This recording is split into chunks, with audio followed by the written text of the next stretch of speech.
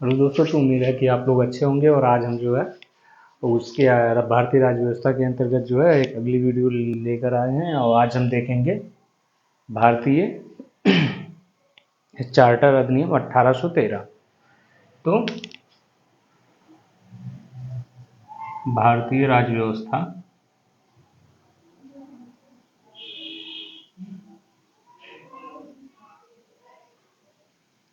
राज्य व्यवस्था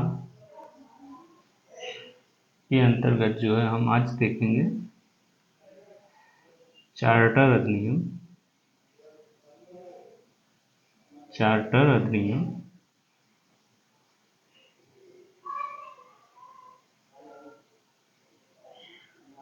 1813। तो चार्टर अधिनियम 1813 से संबंधित कुछ महत्वपूर्ण प्रावधानों को आज हम देखेंगे। जैसा कि चार्टर अधिनियम 1813 तक जो है, जब ये अधिनियम लाया गया तो उसके पहले जो ब्रिटिश थे, ब्रिटिश कंपनी भारत में अच्छी तरह से लगभग स्थापित हो चुकी थी।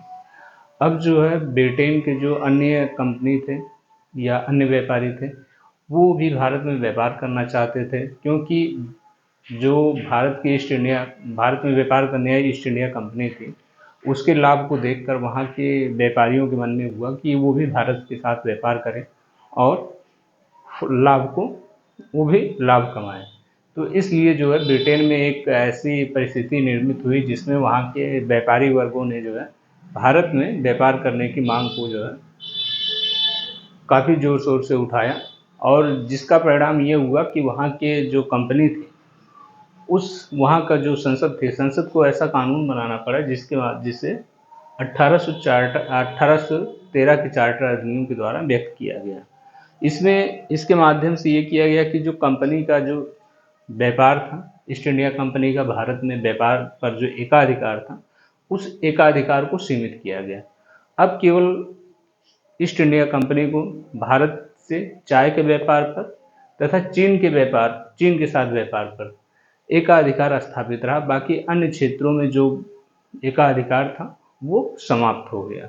दूसरी चीज, इसमें जो दूसरा सबसे महत्वपूर्ण प्रावधान था वो था 1813 के चार्टर अधिनियम के द्वारा ईसाई धर्म के प्रचार के लिए पहली बार खुली छूट दी गई। और तीसरा इसमें सबसे महत्वपूर्ण था कि ब्रिटिश ईस्ट इंडिया कंपनी के द्वारा पहली बार जो है भारत में शिक्षा के क्षेत्र में जो है खर्च के लिए 1 लाख रुपए प्रतिवर्ष अनुदान देने की बात की गई। तो इसमें मुख्यतः 3 बातें थी। पहला था कि चीन के साथ व्यापार और भारत में चाय के व्यापार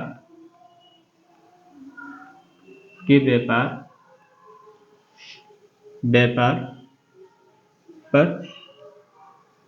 कंपनी का एकाधिकार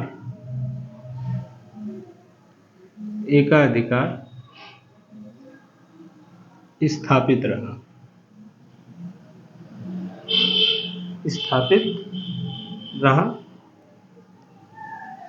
दूसरा इसमें जो प्रमुख प्रावधान किया गया, तो भारत में ईसाई धर्म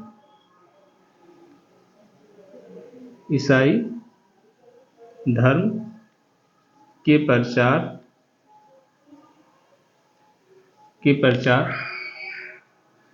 के लिए ईसाई धर्म के प्रचार के लिए छूट प्रदान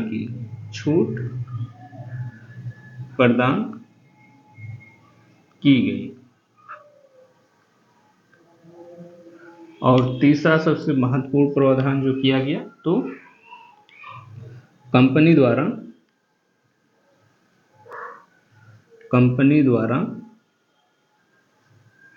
भारत के शिक्षा शिक्षा, साहित्य को आगे बढ़ाने के लिए को आगे बढ़ाने के लिए 1,00,000 रुपए 1,00,000 रुपए 1,00,000 रुपए का वार्षिक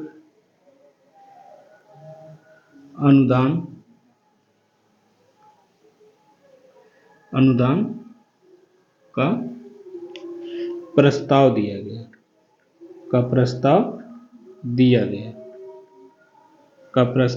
गया तो 1813 के चार्टर में ये 3 सबसे प्रमुख प्रावधान थे, जिसमें सबसे पहला था कि कंपनी का जो है चीन के साथ एकाधिकार को बरकरार रखा गया तथा भारत से जो है चाय के साथ जो व्यापार था, चाय के व्यापार पर एकाधिकार बनाए रखा गया। बाकी अन्य क्षेत्रों में जो है अन्य व्यापारियों को भी व्यापार करने की छूट प्रदान की गई। दूसरा था कि भारत में ईसाई धर्म के प्रचार के लिए अब अनुमति प्रदान कर दी गई थी मिशनरियों को कि वो भारत में ईसाई धर्म का प्रचार प्रसार कर सकते हैं। और तीसरा कि कंपनी के द्वारा भारतीय शिक्षा व्यवस्था को आगे बढ़ाने के लिए जो है 1,00,000 रुपए का वार्षिक अनुदान देने का प्रस्ताव किया गया।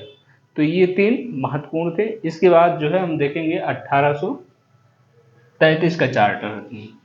तो 1833 के चार्टर अधिनियम के अंतर्गत जैसा कि पहली बार भारतीय शासन को जो है पूरी तरीके से केंद्रीकृत करने की कोशिश की गई और केंद्रीकृत शासन व्यवस्था को स्थापित किया गया। साथ ही भारत में जो कानून था, तो उस कानून के लिए एक विधि आयोग बनाया गया और उस विधि आयोग के माध्यम से जो है भारत में फिर से नई कानूनी प्रक्रियाएं शुरू हुई। तो 1833 का चार्टर अधिनियम 1833 के चार्टर अधिनियम के द्वारा ब्रिटिश इंडिया के शासन को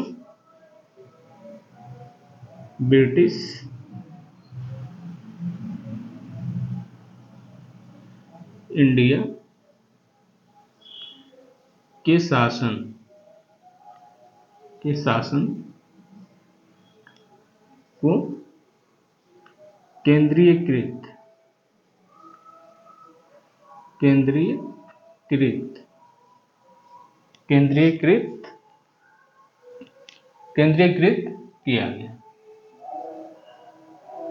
किया गया। 1833 के चार्टर अधिनियम की जो है कुछ प्रमुख प्रावधान जो थे, उनमें सबसे पहला था कि बंगाल के गवर्नर जनरल को अब भारत का गवर्नर जनरल कहा जाने लगा। तो बंगाल के गवर्नर जनरल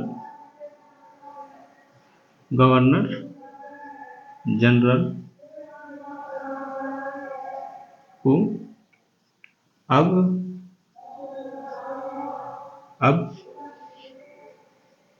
भारत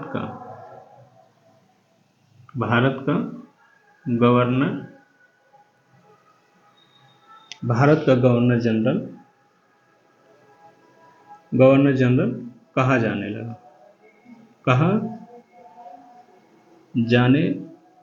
लगा। इस तरह का पहले गवर्नर जनरल जो हुए भारत के, तो भारत के पहले गवर्नर जनरल कौन थे? भारत का पहला गवर्नर जनरल था लॉर्ड विलियम बेंटिक। भारत का प्रथम governor general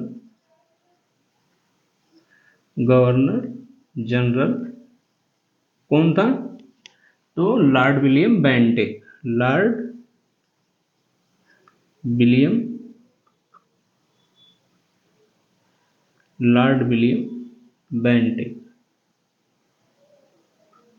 William Bentinck Bharat का प्रथम governor general Lord William Bentinck था।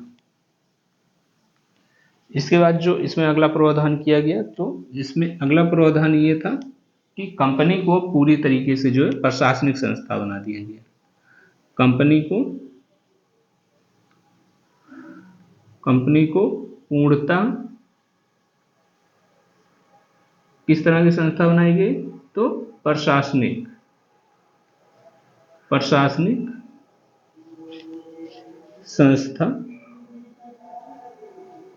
संस्था बना दी गई। इसके बाद अगला प्रावधान क्या किया गया? तो अगला प्रावधान था कि कंपनी के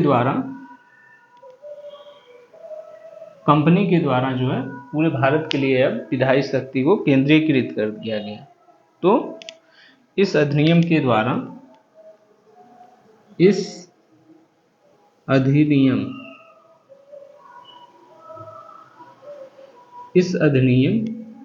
के माध्यम से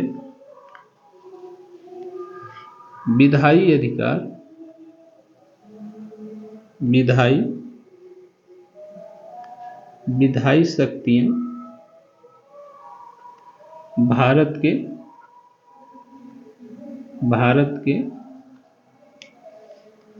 गवर्नर जनरल को प्रदान कर दी गई। गवर्नर जनरल को प्रदान कर दी गई। तो ये इस अधिनियम के माध्यम से किया गया कि जो कानून बनाने की शक्ति थी अब वो भारत के गवर्नर जनरल के हाथों में सौंप दी गई। इसके पहले जो नियम था तो बंगाल, जो बम्बई और मद्रास प्रेसिडेंसी थी, ये तीनों जो है अपने अपने क्षेत्रों में कानून बनाने के लिए जो है स्वतंत्र थे। लेकिन 1835 के चार्टर के द्वारा इन दो प्रांतों से, जिनमें मद्रास और बम्बई और बंगाल, इन तीनों प्रांतों से जो है कानून बनाने का अधिकार ले लिया गया और उसे भारत के गवर्नर जनरल को सौंप दिया गया, ताकि पूरे भारत के लिए एक ही तरह के कानूनों का निर्माण किया जा सके। इसके बाद जो सबसे अंतिम और महत्वपूर्ण प्रावधान था, तो इस अधिनियम के माध्यम से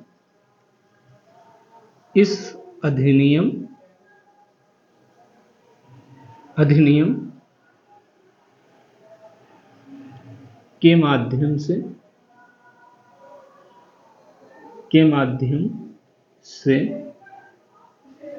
गवर्नर जनरल की परिषद में गवर्नर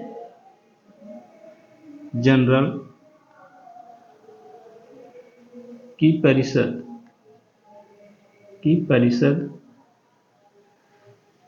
में एक विधि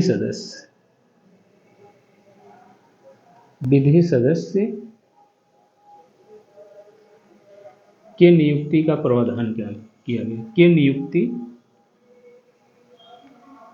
नियुक्ति का प्रावधान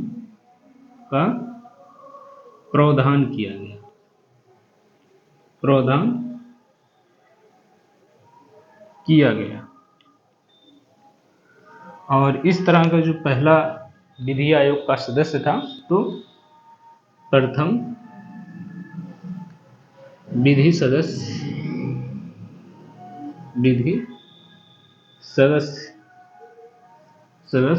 लॉर्ड मैकाले था। कौन था? तो लॉर्ड मैकाले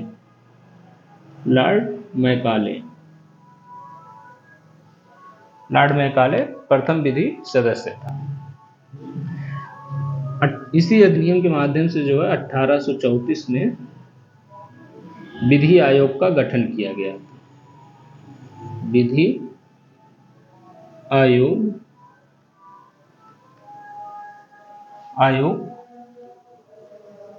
का गठन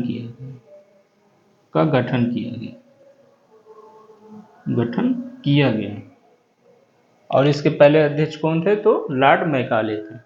ये था 1833 का चार्टर अधिनियम, जो कि एग्जाम पॉइंट ऑफ व्यू से जो है बहुत ही महत्वपूर्ण है। और